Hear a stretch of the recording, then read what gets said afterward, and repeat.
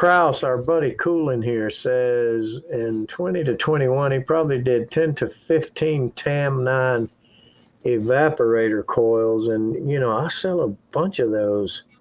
And I think I've only changed maybe 2 or 3 since, the TAM9 hadn't been out, but just since I've been using Hyperion's period, I've only changed a few. They weren't even all mine. So I guess maybe I have a high volume of work and a low volume of service.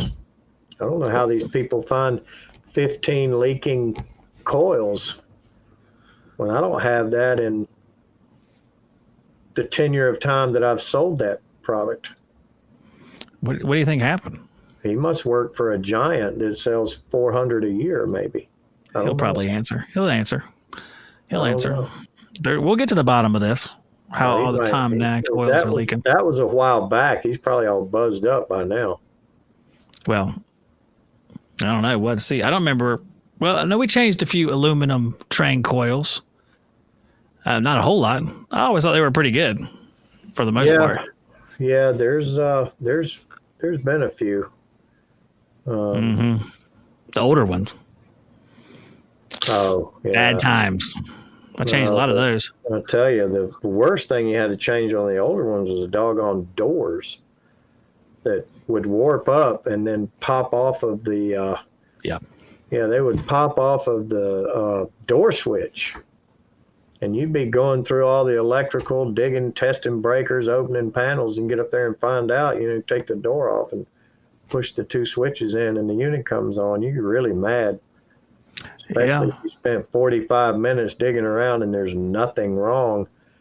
I remember putting about 30 layers of tape on one end door and stick. I didn't have it. Man, I was trying to bend it. I was trying to do what I could, and I just kept little strips of tape about that long. I just tape, and stuck it on there, and it pushed in the door switches. The homeowner was on top of me with that one, and he did not want those switches bypassed. I wanted to straight wire them. Well, I never could get close enough to one of those Hyperions because the air coming through the door would blow me off of the platform. That's for the people that don't know how to put them back together. That was me. And they are a pain. They really are a cantankerous. They're a superior product when it comes to water management, airflow, efficiency, all of that. But, they're really cantankerous to work on. They're a real pain to weld in. We got to where we would just weld on little 4 or 5 inch sticks of pipe, stick them in and weld them on, and then put the whole thing back together and take it up there in the attic and use some heat block gel and just weld the thing with it put together, and never take that little door back off again because those grommets are such a pain. Well, here's the thing, and I'm thinking back to just a second ago when I didn't put the doors on correctly and the air blew out. But I'm remembering all the different series of Hyperions and how many times the fasteners for the door changed. And I'm wondering if it was maybe the doors or the fasteners.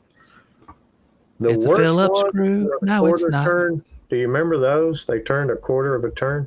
I do. Okay, that was the worst ones. The newest ones that have the screw and the little inserts that you drop and lose and find in the pan or maybe never, and you got 4 out of the 6, you're okay. But the little clip insert that goes in and that has the threads for the screw, those are actually, in my opinion, the best.